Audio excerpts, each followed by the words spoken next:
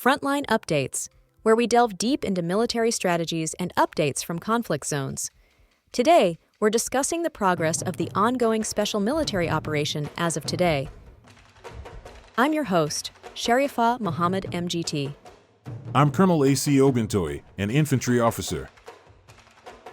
As of September 7th, Russian forces continued the special military operation, executing strikes across multiple axes while employing operational tactical aviation, missile troops, artillery, and UAVs. More than 149 precision strikes were carried out against Ukraine's military-industrial facilities, transport infrastructure, UAV launch sites, airfields, radar stations, and temporary deployment points of Ukrainian armed formations and foreign mercenaries. Air defense operations remained active, downing 3 guided aerial bombs, 3 U.S.-made HIMARS projectiles, and 210 fixed-wing UAVs. Welcome to Frontline Updates, the podcast that brings you in-depth insights into military operations from those leading them on the ground. Today, we're joined by Colonel A.C. Oguntoye, an infantry officer monitoring critical missions on the progress of the special military operation as of today. Colonel Oguntoye, thank you for being with us. Thank you. It's good to be here. Colonel Oguntoye, let's start with the broad overview. What were the defining features of today's operations? The 7th of September was shaped by a consistent rhythm: attrition, suppression, and consolidation.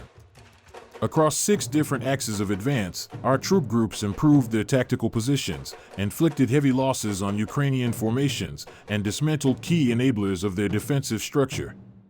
On the strategic level, we carried out nearly 150 precision strikes using a combination of tactical aviation, missile forces, artillery, and UAVs.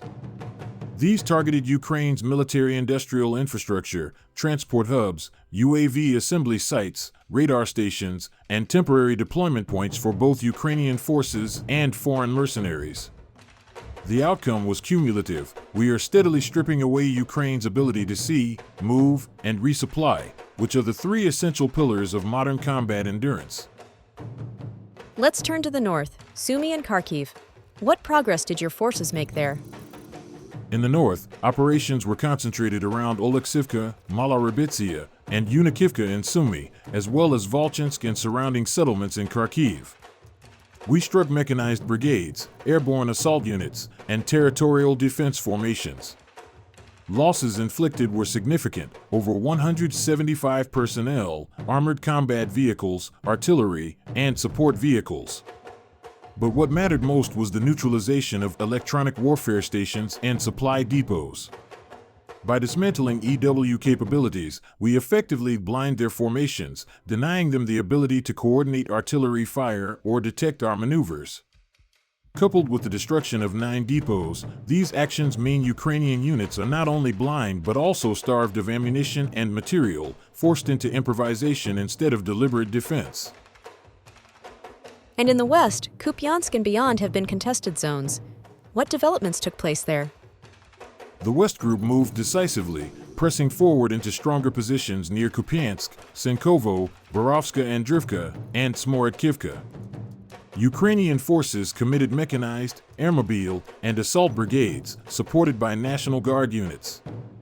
They lost around 230 personnel, armored vehicles, including a U.S.-manufactured M113, and artillery systems, 2 of them Western-made. More strategically, 5 EW stations, a counter-battery radar, and 7 depots were destroyed. This means we are degrading not just their manpower, but their command architecture. Without counter-battery radars, their artillery cannot survive prolonged engagements. Without depots, their frontline units face dwindling ammunition. What results is erosion of cohesion, leaving Ukraine's brigades fragmented and unable to mount sustained counteraction. Let's move to Donetsk, where both the south and center groups have been active. What's the current status there? In the south, our forces pressed Ukrainian brigades near Kostiantynivka, Seversky, and Minkivka. The enemy lost over 260 personnel, several armored vehicles, and artillery pieces, including Western models. We also destroyed ammunition and fuel depots, along with counter-battery radars. This reflects our doctrine of denying artillery parity. By dismantling their radar and ammunition sources, we make their guns silent before we engage them directly. And the center group of forces? Meanwhile, the center group advanced deep into enemy defenses across Krasnoarmysk, Rubizn, and Novonikolivka. Ukrainian formations, including mechanized, airborne, marine, and territorial brigades, suffered nearly 460 casualties, along with tanks and artillery losses. This is a sector of deliberate attrition, where the enemy is being steadily worn down. It is less about speed and more about unrelenting depletion until their reserves collapse. The East Group reportedly liberated new ground. Can you expand on that? Yes, the East Group achieved a milestone by liberating the settlement of Khoroshe in the Dnipropetrovsk region. Ukrainian mechanized and marine brigades lost over 200 personnel, armored vehicles, and Western artillery. This has both tactical and strategic meaning. Tactically, it secures a new staging area for operations deeper into Dnipropetrovsk. Strategically, it reflects the gradual completion of consolidation in Donetsk and Zaporizhzhia, which allows us to project pressure further westward. In essence, we are stretching their defenses while consolidating our own rear. Finally, what about the Dnipro Group and the southern corridor along Zaporizhzhia and Kherson? The Dnipro Group conducted shaping operations in Stepnogorsk, Malaya Tokmachka, and Antonivka. Ukrainian coastal defense and territorial brigades lost about 60 personnel and artillery, but the crucial blow was the elimination of 7 electronic warfare stations and multiple depots. This is not about numbers, it's about dismantling the information and supply grid. Without EW, they cannot contest our UAV dominance. Without depots, they cannot sustain their brigades. These shaping actions ensure that when larger maneuver operations unfold, Ukrainian units in the south will already be structurally hollowed out. Colonel, what are the broader implications of September 7th's operations? The implications are threefold. First, the systematic elimination of EW nodes and radars shows that we are focused on blinding Ukraine before breaking them. A blind adversary cannot coordinate effectively, regardless of manpower. Second, the attritional pressure remains immense, over 1,800 Ukrainian personnel lost in one day across all axes. This is not incidental, it is the deliberate design of a depletion strategy.